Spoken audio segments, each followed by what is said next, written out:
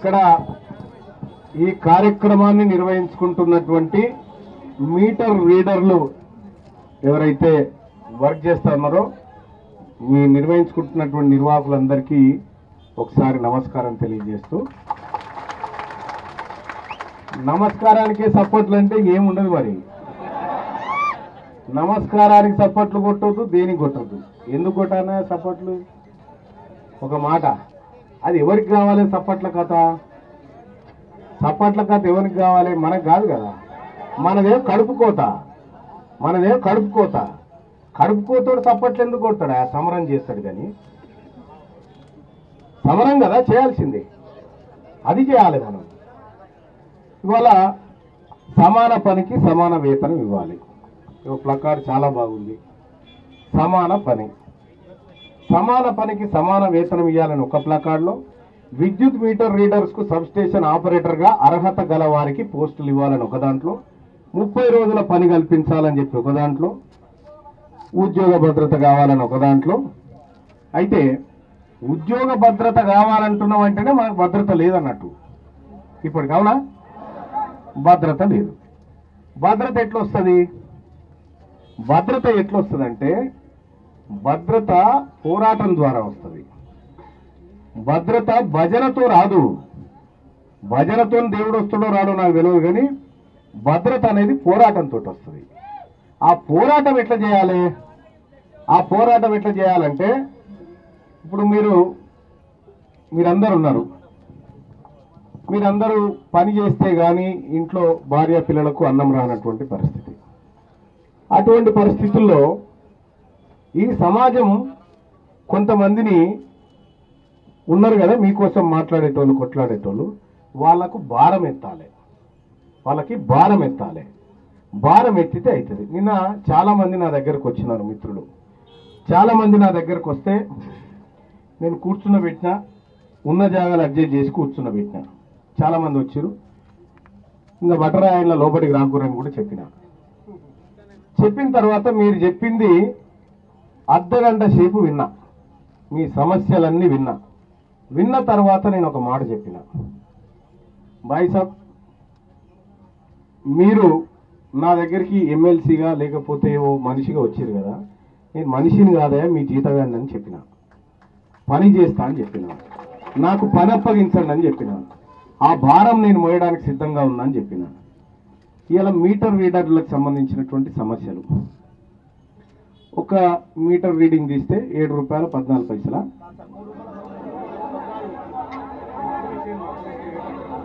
మొత్తం ఆగండి. అబ్బో ఈయనే ఉంది అసలు కదా. ₹7.10 వస్తుంది. రాగు కరెక్ట్ చెప్పింది, కరెక్ట్. ₹7.14 వస్తే ఆ ₹7.14 నడిమిట్లో ఆయన ఉంటాడుగా, మిమ్మల్ని పెట్టుకుంటే ఆయన కాంట్రాక్టర్ ఉంటాడు. ఆయనకు 3.5, మీకు 3.5, ₹3 మీకు 3. మీరు చెప్పిందే నేను మీకు చెప్తున్నా, మీరు చెప్పిందే మళ్ళీ మీరు కాదంటారు. ఇక్కడ ఎంతో వస్తుంది, ఓకే వచ్చింది. కానీ ప్రభుత్వం దగ్గర నుంచి, అంటే ఆ కంపెనీ దగ్గర నుంచి పైసలు తీసుకొచ్చి మీ పైసలు మీకు ఇచ్చే టప్పునికేమో 3.5. అవునా? ఇల్లు తిరిగి తన తాళం వేసింటే గోడెక్తుంటే దొంగను కూడా కొడతాడు. ఓరే గీళ్ళు ఎందుకు ఎక్కుతున్నావు అంటాడు. అయినా మీకు అయితే ఓడు కుక్కలు నిడిచిపెడతాడు, ఓడు మీరు రాత్రిపూట గోరకాయన తిరుగుతూ ఉంటాడు దొంగలు పడకుండా, మీరు పగటిపూట తిరుగుతారు. గంటే దానికి దీనికి తేడా ఏం లేదు. పనిలో ఆడ కూడా ఆయనేమో కట్టె కొట్టుకుంటూ పోతాడు, మీరు మీటర్లు కొట్టుకుంటూ పోతారు. కంటే ఈడ అవమానాలు భరించేది మీరే. ఆకలి భరించేది మీరే, అన్ని భరించేది మీరే.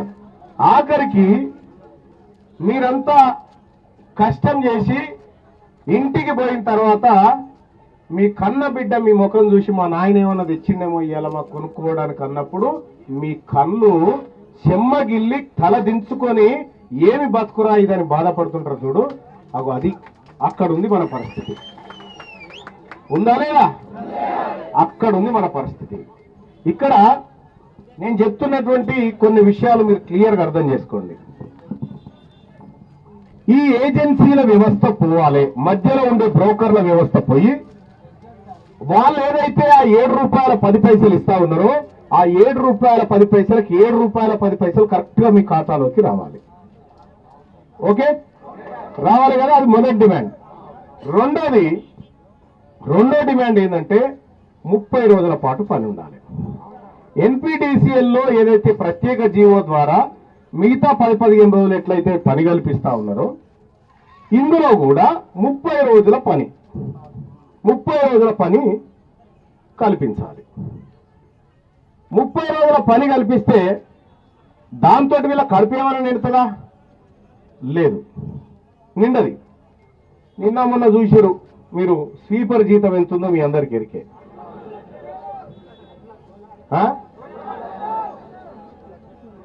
దోలాకు ఇక్కడ అందరు ఐటీఐలు చేసి వివిధ కోర్సులు చేసి ఇంజనీరింగ్ చేసినటువంటి మీ పరిస్థితి ఏందో మాకు తెలుసు. కాబట్టి ఆ పట్టణ ప్రాంతాలకు ఎక్కువ వస్తుంది, గ్రామీణ ప్రాంతాలలో తక్కువ వస్తుంది. ఎందుకంటే ఒకటే ఇంట్లో 20 మీటర్లు ఉంటే టకటక కొడతాడు కాబట్టి అది వేరే. ఇక ఈడోటి ఉంటే మళ్ళీ ఆ కూన కోటి ఉంటుంది, ఈ కూన కోటి ఉంటుంది, ఇవి తిరిగే వరకల్లా పొద్దుగుట్లే పడుతుంది. కాబట్టి ఈ సమస్యలు ఉన్నాయి. అసలు ఇటువంటి తరీకా లేబర్ సిస్టమ్ ఏదైతే ఉందో ఇది ఖతం కావాలి. ఇది ఖతం కావాలంటే చేయాల్సినటువంటి పని ఏంటంటే మాలాంటి వాళ్ళు ఉన్నారు కదా దుర్మార్గులు, మా మీద ఒత్తిడి తేవాలి. ఎట్లా ఒత్తిడి తేవాలంటే ఓసారి మమ్మల్ని దన్నాలి కూడా. అవునా? మీన్స్ నన్నని కాదు, మా రాజకీయ నాయకులు అందరినీ దంటేనే ఇవి ఇంప్లిమెంట్ అవుతాయి. నేను ఒకటి చెప్తా ఉన్నా, ఇక్కడ ఉన్నటువంటి తెలంగాణ రాష్ట్రంలో మీటర్ రీడింగ్ తీసేటువంటి వాళ్ళు ఎవరైతే ఉన్నారో వాళ్ళు ఇల్లు తిరుగుతారు కదా, ఇల్లుకి మైక్ పెట్టినట్టుగా ఏడు మంచోడు కాదు ఈ ప్రభుత్వం మంచిగా లేదంటే ఉంటారా?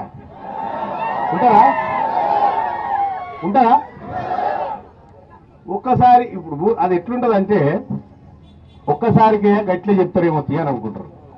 మీరు చూడరు ఒకసారి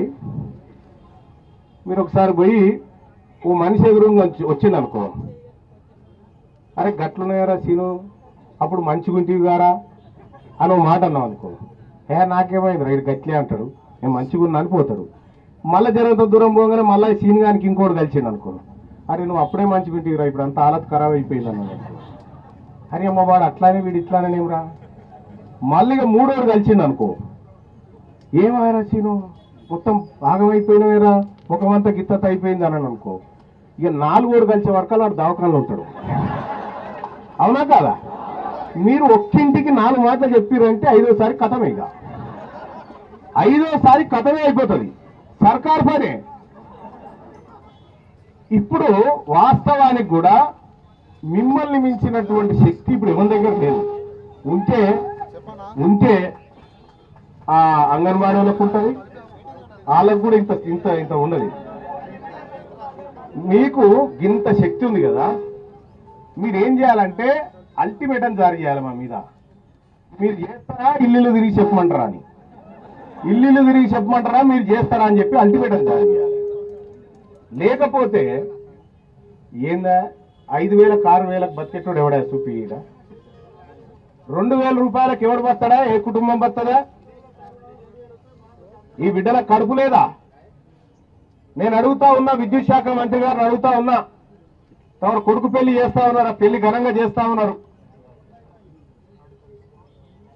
ఒక్క కార్డు ఖరీదన్న ఇలా జీతం ఉన్నదా సార్? ఒక వెడ్డింగ్ కార్డు ఖరీదన్నా? మరి వాళ్ళు ఎట్లా బతకాలి?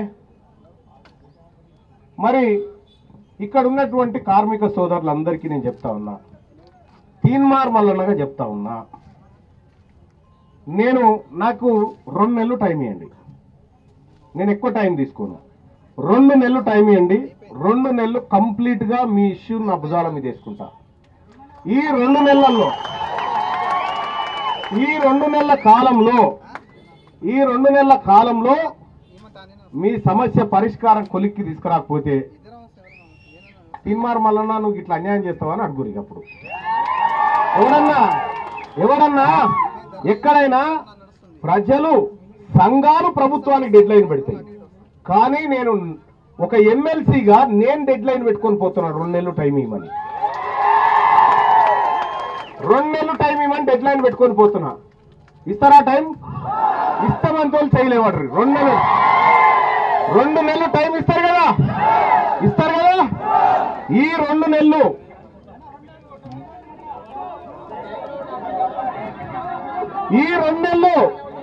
ఒక పంజారి ఆగు. ఈ 2 నెలలు మీరు బిల్లులు కొట్టకూరి, మీరు బిల్లులు చేయకూరి. మీటరు ఇగో మా కడుపుల మ్యాటర్ బంద్ కాబట్టి మీటర్ కూడా బందే.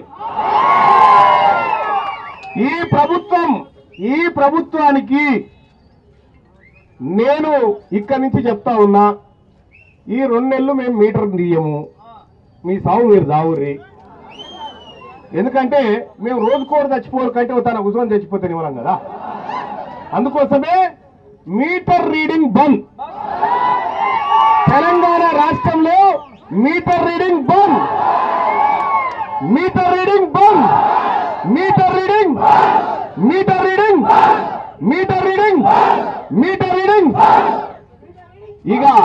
ఇక మన డిమాండ్ల కోసం ప్రభుత్వానికి ఏమన్నా కరెంటు గిరెంట్ పోయి ఉక్క పోస్తే ఇందిరా పార్క్ కాడ ఉంటాం.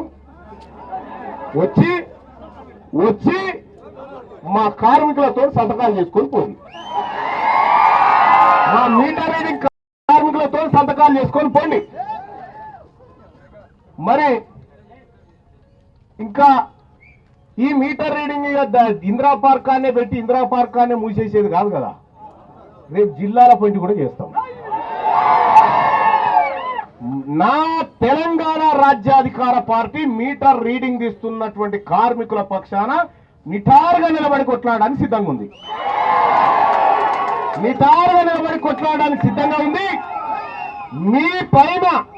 మీ పైన ఈగ వాలినా అది తీన్మార్ మల్లన్న పైన వాలినట్టు.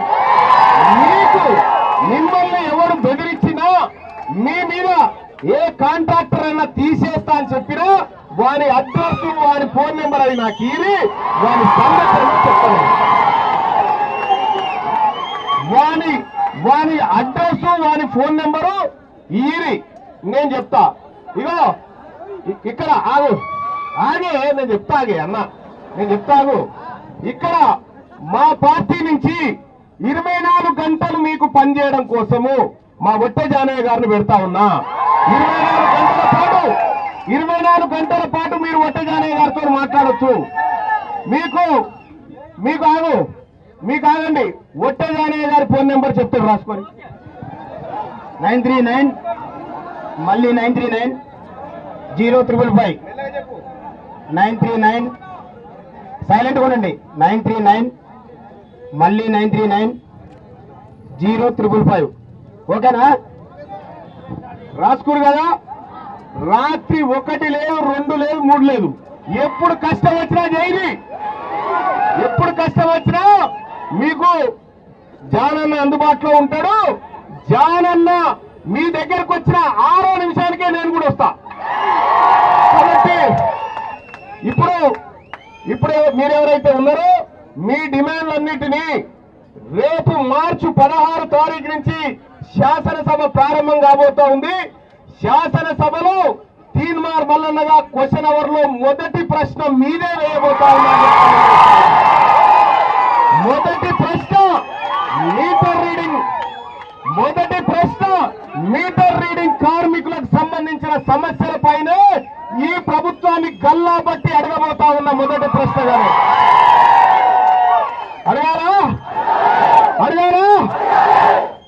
రైట్ మరి నేనైతే తయారైనా మీరు రెడీ కండ్రి. ఈ ఉద్యమం ఇందిరా పార్క్ కాడ స్టార్ట్ అయ్యి ప్రతి జిల్లాకి వెళ్ళిపోవాల్సిందే. ప్రతి జిల్లా హెడ్ క్వార్టర్ కి ఈ నిరసన కార్యక్రమాన్ని తీసుకుపోవడం. ఎక్కడికక్కడ నేను కూడా పిలుపునిస్తా ఉన్నా. మా ప్రజలారా, మా బీసీ ప్రజలారా, ఎస్సీ ఎస్టీ మైనారిటీ ప్రజలారా, తెలంగాణ రాజ్యాధికార పార్టీ కార్యకర్తలారా, ఇక మన బిడ్డలు కడుపుతో ఆకలితో మండుతూ ఉన్నారు. వాళ్ళు ఏడగొచ్చినా వాళ్ళకి అండగా నిలబడండి అని చెప్తా ఉన్నా. వాళ్ళు ఎక్కడ ఉద్యమాన్ని ప్రారంభించినా ఈ తెలంగాణ రాజ్యాధికార పార్టీ అండగా ఉంటుందని చెప్పి తెలియజేసుకుంటూ, ఇక మీ బాధ నాది తమ్మే, నేను చూసుకుంటా. తీన్మార్ మల్లన్న కూడా మీ దాంట్లో ఒక మీటర్ రీడింగ్ కార్మికుడుగానే కొట్లాడతాను.